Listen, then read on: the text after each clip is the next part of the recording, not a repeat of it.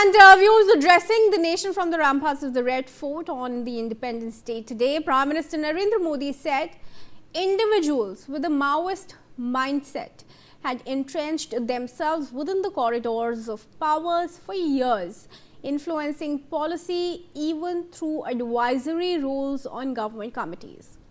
He said the government has succeeded in eliminating armed Naxals from India's forests, but warned that while armed Naxalism is gone, what he called Dimagi Naxalism, or those who carry the ideology in their minds, still remain and are waiting for an opportunity to sow violence and discord.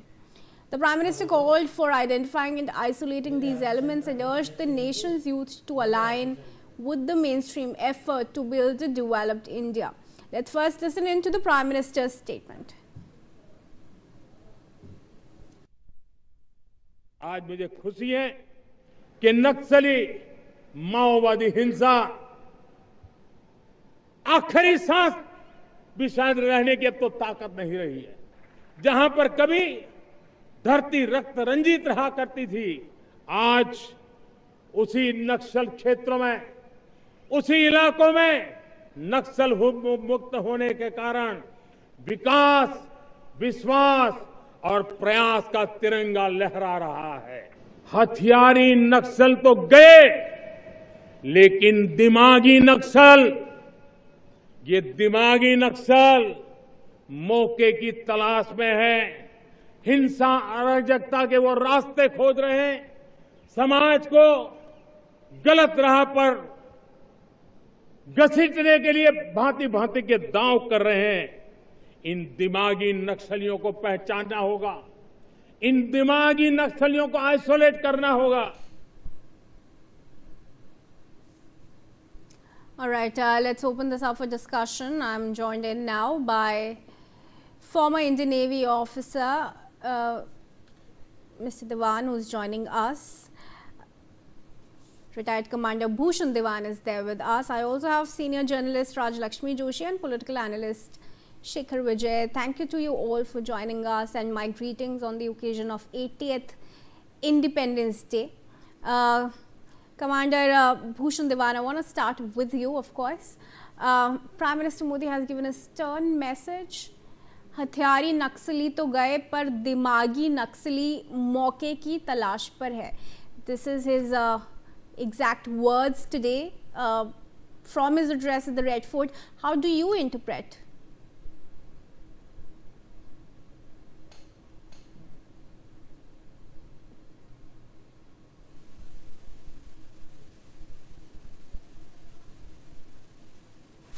Commander Dewan, stay on. Let's fix your audio before you answer. Can we hear check his audio, please? Can you check if you're on mute, Commander, please? Can you hear me? Yes, now. Please go on. Okay, I can speak? Yes, please. Yeah. Yeah. I'm saying that Prime Minister Modi has really hit the CJP and the Jantar Mantar protests really hard, well deservedly, because they are really the face of so-called Dimagi Naxalism. It is very easy in the current modern age to get funds from anywhere and get moving ahead against the society, against the country, based on the money received, and to create a chaos and ruckus for the sake of creating chaos and ruckus. However, there is also a fashion going on all around us, whether it was Bangladesh 4-5 years back, Nepal last year, Gen Zs coming into prominence. Perhaps rightly so, in the sense that, they can't help it. A lot of energy, hormones, and dissatisfaction with the existing order. But the question, unless we as a society, whether it is parents, the teachers, the leaders, the elders, can channelize these energies, but channelizing the energies of the youth will not come by merely lecturing that work for the nation, work for the society. I can see the youth today are very smart, very clever, but the point is, they can see very clearly the competition is rising, population is more, AI is making the world a global workplace. AI may take away many jobs also. So the youth are today, to my mind, require a lot of orientation to see that they can be constructive for their own growth as well as society's growth. If society and nation don't stand strong, they also cannot flourish. So this is the message if that is not seeped down by each one of us. So 91, Gen Z means what? Born after 97. That's like 29 years, 30 years age. And youth, when we talk of youth, we talk of 15 to 35. So before, the people before that, many of us have not seen what does it mean to have a national unity. We have not seen, many of us may not have seen independence struggle, we may not have seen many Chinese wars and such like calamities. But I can assure you the way challenges are building up for the country on our borders, I don't call it 2.5 front, I call it 4.5 front. Pakistan, China, Bangladesh, 3 and 7,500 kilometers coastline, 4. And internal enemies, sleeper cells, on-ground, overground workers which you find in Kashmir. So these are the challenges coming up. And with the economic competition also being there big time, I think channelizing youth is a big challenge for each one of us. NEP is perhaps a small direction, small step in the right direction to channelize people in a more constructive way rather than moving ahead in a straitjacketed way. All right, Raj Lakshmi, I want to come to you now. Prime Minister has also listed out the achievements of his government. He said that 12 years ago when his government took over, Maoism was a big problem. More personnel of our forces were dying from fighting these Maoists than in any war. To now, when he said we are close to eliminating Maoism altogether. We've also seen many reformed Maoist women who used to hold weapons now taking part in cultural activities, joining fashion shows, displaying their cultural heritage on stage at a platform. How do you view this progress? Jai Hind, Kriti, and Jai Hind to my co-panelists and to all your viewers, and a very happy Independence Day to all of you, to all of us. And I think that this is a very glorious occasion. And, PM Modi couldn't have said all these things better. I think that he has put a lot of things, he has covered a lot of ground. And especially, yes, he has spoken about the Dimagi Naxal. So, yes, he spoke about his achievements where they have actually countered the Naxalism on ground. The actual Naxalism that was happening, just let me give you an example of Chhattisgarh. I know you are referring to that when you spoke about the fashion show. Yes, there were these ladies who earlier had picked up arms and they used to be hardcore Naxalists. Just imagine them walking the ramp for National Handloom Day at Chhattisgarh. And that too at a place called Bastar, which was actually a hub of, say, Naxalism. Now it has become a hub of tourism. So that is the kind of a difference, Kriti, that can happen just by a simple thing of countering this thing called Naxalism. Just imagine that people were not able to conduct elections there and you were not able to even visit those places. So that has become a hub of tourism, and those ladies today are empowered, and they are today, it's not just a matter of a fashion show, it's that they are putting across the products of their own state, the product of our country, and they are displaying to the world the Nari Shakti. So earlier they were dependent on these arms, and now today they are empowered by their own skills. So that is the difference, Kriti, and that is the huge, the benefits of peace that is happening in that area. So that is just one small example. Now there were thousands of security personnel who were being killed in all these areas, and that is not the only thing. There was no development happening, because anytime any kind of development was proposed or announced, and there were all these urban Naxals who used to come up and protest about any and everything. Now, Kriti, just let me just say that every project, whether it may be a development project, whether it may be a policy, everything has their pros and cons, and everything, you have to look at the feasibility of everything. considering what are the pros of this and what are the cons. So if the pros are more than the cons, then obviously you should go for it. Now, every time there is an announcement of a dam, an announcement of a road, a national highway, these urban Naxals used to come out and protest. And they caused a lot of delays in a lot of very crucial projects. Now, today, those things are actually taken care of by making sure that these Naxals are surrendering, they're giving up their arms, and they're coming into the mainstream. Now, PM Modi spoke about this thing where it doesn't end with these things about the Naxals who are having arms. Now, today we are talking about the Dimagi Naxals where people are infiltrating. They're infiltrating the minds of the youngsters especially.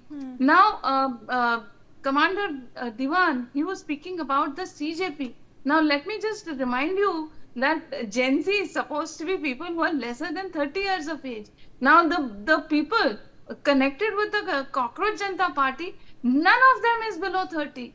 And every one of them is connected in some way or the other with the Aam Aadmi Party. And all of them are speaking only selectively about certain exams, about certain issues only in particular areas, whether it may be in BJP ruled states or maybe at the center. They choose to completely ignore what's happening in Punjab and what's happening in Jharkhand and all these states that are ruled by the opposition. So it clearly shows that they have a political agenda. And the fact that they had actually invited all these students to protest, the young students, to protest at a place where there was a section 163 of the Bharatiya Nyaya Sanhita in place, which is a curfew. So just imagine they are putting all these people at risk. So then after that saying that the police should not have made all these charges, and then they are keeping a very complete silence over the charges that are put on the Jharkhand protesters. So that shows, Kriti, that they are having a lot of political and vested interest, and they're not really in the interest of the students. Okay. This here is an outreach to students, to people who are to the people who are actually willing to make a contribution towards nation building. So PM Modi was speaking about the contributions of the youth towards sports. He was talking about how they're extremely talented. He was talking about the achievements in terms of Skyroot and how they've actually launched rockets. So just imagine that now when our country is aiming to host Olympics, he's speaking about the ambition to host Olympics in 2036. So he's talking about a talent hunt. So those are the kind of things that he wants to focus on. Those are the kind of things that I think there is a huge shift in the mindset. So Kriti, it's always about the mindset. It's always about how one approaches things. So all these things, Kriti, make a huge difference in how our youth becomes a part of the government. And they actually, like he's always speaking about Jan Bhagidari. It's not just the government who is a part of making Viksit Bharat. It's all of us, and especially the youth. And I strongly oppose this thing about putting the youth into compartments, calling them Gen Z and Gen Alpha, etc. Because that is a very concerted effort to tag our youth with the youth in Nepal who had a lot of different issues, Kriti. And I don't think that in any way you can compare Nepal with what is happening in our country and the huge progress that we are making. So all of those things, I think, Kriti, has to be taken into consideration by our youth. Yeah. And I'm Let's bring in glad Shekhar that also at this outreach point. is happening. Yeah, Shekhar, how would you respond to Raj Lakshmi on that? And for you, what are the identifying characteristics of a Dimagi Naxal, like Prime Minister Modi is saying we need to identify before they find an opportunity? Absolutely. Kriti, first of all, happy Independence Day to you and to obviously my fellow panelists here and to your wonderful team also. See, I also saw Prime Minister Modi's speech, and I think this time the speech was very combative, very hard-hitting, very assertive. And he didn't just speak about the Dimagi Naxal, it's also about the ideology, it's also about the mindset. And the BJP government, the central government, has done a great job in actually abolishing Naxalism. And like you had spoken about yesterday, like Rajalakshmi had spoken about the fact that in Chhattisgarh, you had the story of the handloom, the Naxalites who were Naxalites earlier, and now they were doing a fashion show in handloom. It's like a transformation story, and I think government should really put out more stories like this, which shows the kind of change which has made. And I think that represents what India is all about: the change which has happened, the transformation which has happened, and how the government has made an effort. I think that's something which is really important. The second thing here is Prime Minister Modi didn't just speak about ideology. He spoke about so many things under the sun. He spoke about also the fact that India can be a semiconductor owner. You could talk about minerals, you talk about semiconductors, you talk about infrastructure. India wants to take part. And he's in his speech today, I noticed that he was very, very assertive about the fact that he wants to involve the young generation into decision making. He wants to give online coaching. He wants to involve them into various things under the sun. He wants to keep them actively involved. Now, when you're actively involved, when you're engaged in something which you really like and love, your ideology or your mindset will not shift to negative things. And I think that's exactly what he wants to do. As somebody who's a prime minister of India. Also, what he's also looking at is he spoke about under promising, over delivering. He also spoke about India being the global manufacturing hub. So he's spoken about a lot of things under the sun. He's spoken about a lot of things which he wants India to do. And obviously, the big thing was Sankalp, Atmanirbhar, and Viksit. And he wanted to make sure that this is the cornerstone of what Bharat or what India should be by 2047. I think overall, the speech was very inspiring, very aspirational. He also, like you said, like the question was around, the ideology about Naxalism, about what the mind thinks. I think ultimately what really matters is the BJP government has done a great job in abolishing Naxalism here. I think what they really need to focus on is getting the systems in place and ensuring this does not ever happen again. And these transformation stories can make such a big impact to show people that, we have reformed people, we have transformed people, and these are the people who are taking ownership of what they are all about. That in a nutshell is what I think India is really capable, and that is what India is capable of right now in 2026. Absolutely. A lot of big announcements that the Prime Minister has made today, Raj Lakshmi, the Saptadhara clarion call that he's issued, several areas of development that he wants to focus on. But for this half hour, our focus is on the Maoist problem. On that specifically, I'd ask you, what really does the state need to do to strike that balance between, enhancing security and also development? So these Maoist elements are redirected to the cause of bringing the nation forward to the mission of Viksit Bharat. Yes, that's a very interesting question, Kriti, because these are our own people who are probably misinformed or misled into taking up arms and going against their own government. So that actually is a very complicated task. Now, there are similar or, there are a lot of different factions. Like say, for example, now, if you compare it with what's happening in Kashmir, what was happening, some time back in Kashmir and even in some places in the Northeast. Yeah. These are our own people who are, this part of this 0.5 front war that you could say. So, so that actually is something that needs to be countered, but not by bullets. That is a kind of a war that we have. It's an ideological war. So in Kashmir, it's based on religion, where religion is used as a tool. Now in places like Chhattisgarh and in a lot of other Naxal infested areas, it is about this ideology where they speak about how the government is completely against the people and they're going to take away the rights of the people. And the people are misled into thinking that these projects are against their interests. Like I was telling you earlier, you have to look at the feasibility of a project. You have to be able to convince them. You have to be able to tell them that this approach of yours is not exactly going to help neither you nor your next generations. So now these people, they're being given training in skills, they're being given opportunities to become a part of the mainstream, and instead of burdening them with say maybe cases or something of that sort, they are being given incentives to become a part of the mainstream, and you can see that that is happening very positively. So they are actually being given incentives to say maybe use the kind of traditional foods. Now some of the major concerns that a lot of these people in Naxal areas, most of them are tribals. What they feel is that their rituals, their food, their the kind of customs, all of that will be given away, and that they will be subjected to say maybe injustice by taking away their land, etc.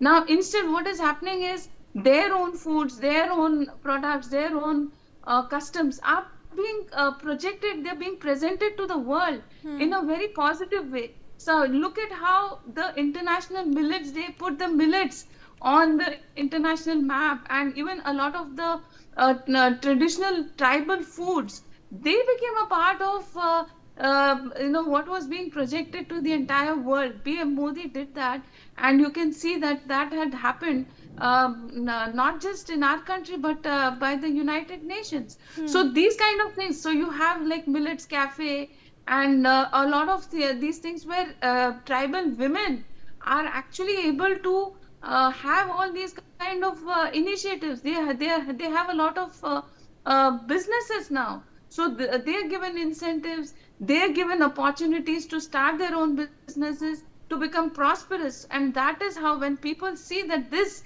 is actually leading them to prosperity and not taking away their rights, that I think is a very positive way of ensuring that people are not misled into becoming Naxalites. All So right. that actually, so I think that it's a positive approach that needs to be taken, and that is exactly what the government is doing, Kriti. Yes, absolutely.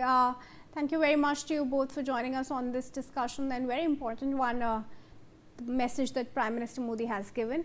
And once again, a very happy Independence Day to you both from NewsX, and to all our viewers. We're taking a very quick break now, but stay tuned, we'll be right back.